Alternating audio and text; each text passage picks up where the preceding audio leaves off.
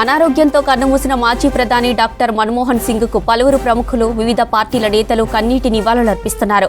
రేపు ఉదయం ఢిల్లీలోని రాజ్ఘడ్ సమీపంలో ఆర్థికవేత్త అంత్యక్రియలు జరగనున్నాయి. కేంద్ర ప్రభుత్వం అధికారిక లాంఛనాలతో అంతిమ సంస్కారాలు నిర్వహించనున్నారు. రాత్రి ఎయిమ్స్ నుంచి ఆయన పార్థివ దేహాన్ని ఢిల్లీలోని ఇంటికి తరలించారు కుటుంబ సభ్యులు. ఆయన పార్థివ దేహంపై త్రివర్ణ పతాకాన్ని కప్పారు. గౌరవ సూచికగా నివాళులు అర్పించారు పార్టీ అధికారులు. ఇక మరోవైపు దేశంలో 7 రోజులు సంతాప దినాలు ప్రకటించింది కేంద్రం.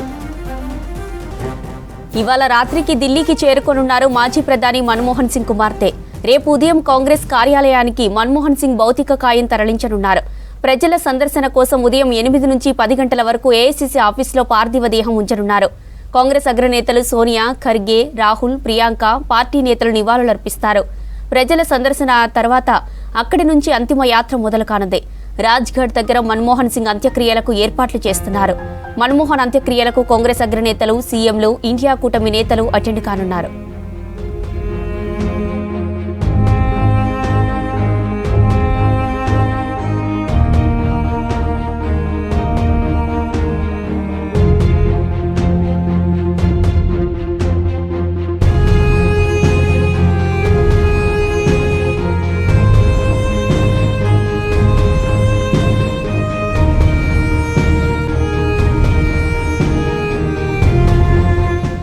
మాజీ ప్రధాని మన్మోహన్ సింగ్ మరణం యావత్ దేశానికి తీరని లోటన్నారు ప్రధాని మోదీ. ఆయన జీవితం భావితరాలకు స్ఫూర్తిదాయకమన్నారు. ఆర్థిక రంగ నిపుణుడిగా దేశానికి ఎన్నో సేవలు చేశారని గుర్తు చేశారు. జీవితంలో పోరాడి ఉన్నత స్థాయి ఎదిగిన వ్యక్తి అని కొనియాడారు మోదీ. ఢిల్లీలోని మన్మోహన్ ఇంటికి వెళ్లి ఆయనకు అంజలి ఘటించారు ప్రధాని మోదీ. కేంద్ర మంత్రులు అమిత్ షా, జేపీ నడ్డా తర్వాత మన్మోహన్ కుటుంబ సభ్యులను పరామర్శించారు మోదీ. ఆయనతో ఉన్న అనుబంధాన్ని గుర్తు చేసుకున్నారు నేతలు. రేపు అధికారిక లాంఛనాలతో మన్మోహన్ అంత్యక్రియలు చేయాలని నిర్ణయించింది కేంద్ర ప్రభుత్వం. ఇప్పటికే ఢిల్లీలోని రాజ్ఘడ్ సమీపంలో ఉన్న స్థలాన్ని అంత్యక్రియల కోసం పరిశీలించారు అధికారులు. దీనిపై ఆయన కుటుంబ సభ్యులతో కూడా మాట్లాడినట్టు తెలుస్తోంది. डॉक्टर मनमोहन सिंह जी के निधन ने हम सभी के हृदय को गहरी पीड़ा पहुंचाई है। उनका जाना एक राष्ट्र के रूप में भी हमारे लिए बहुत बड़ी क्षति है। विभाजन के उस दौर में बहुत कुछ खोकर भारत आना और यहाँ जीवन के हर क्षेत्र में उपलब्धियां हासिल करना ये सामान्य बात नहीं है। अभावों और संघर्षों से ऊपर उठकर कैसे ऊंचाइयों को हासिल किया जा सकता है, उनका जीवन ये सीख एक नेक इंसान के रूप में, एक विद्वान अर्थशास्त्री के रूप में और रिफॉर्म्स के प्रति समर्पित लीडर के रूप में हमेशा याद किया जाएगा। एक अर्थशास्त्री के रूप में उन्होंने अलग अलग स्तर पर भारत सरकार में अनेक सेवाएं दी। एक चुनौतीपूर्ण समय में उन्होंने रिजर्व बैंक के गवर्नर की भूमिका निभाई। पूर्व प्रधानमंत्री भारत रत्न श्री पीवी नरसिम्हा राव जी की सरकार के वित्त मंत्री रहते हुए उन्होंने वित्तीय संकट से घिरे देश को एक नई अर्थव्यवस्था के मार्ग पर प्रशस्त किया।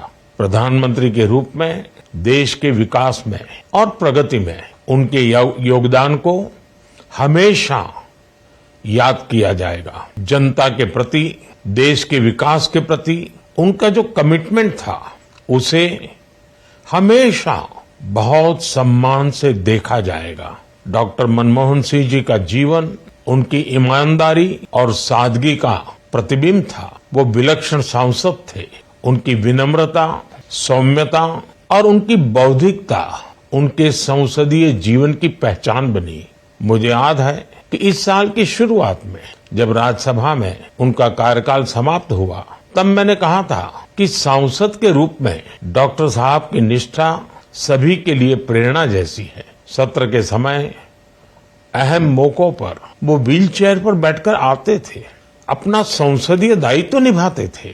दुनिया के प्रतिष्ठित संस्थानों की शिक्षा लेने और सरकार के अनेक शीर्ष पदों पर रहने के बाद भी वो अपनी सामान्य पृष्ठभूमि के मूल्यों को कभी भी नहीं भूले। दलगत राजनीति से ऊपर उठकर उन्होंने हमेशा हर दल के व्यक्ति से संपर्क रखा, सबके लिए सहज उपलब्ध रहे। जब मैं मुख्यमंत्री था तब डॉक्टर मनमोहन सिंह जी के साथ राष्ट्रीय और अंतर्राष्ट्रीय अनेक विषयों पर उनसे खुले मन से चर्चाएं होती थी। यहाँ दिल्ली आने के बाद भी मेरी उनसे समय समय पर बात होती थी, मुलाकात होती थी। मुझे उनसे हुई मुलाकातें, देश को लेकर हुई चर्चाएं हमेशा याद रहेगी। अभी जब उनका जन्मदिन था तब भी मैंने उनसे बात की थी। आज इस कठिन घड़ी में मैं उनके परिवार के प्रति अपनी संवेदनाएं व्यक्त करता हूं। मैं डॉक्टर मनमोहन सिंह जी को सभी देशवासियों की तरफ से श्रद्धांजलि अर्पित करता हूं।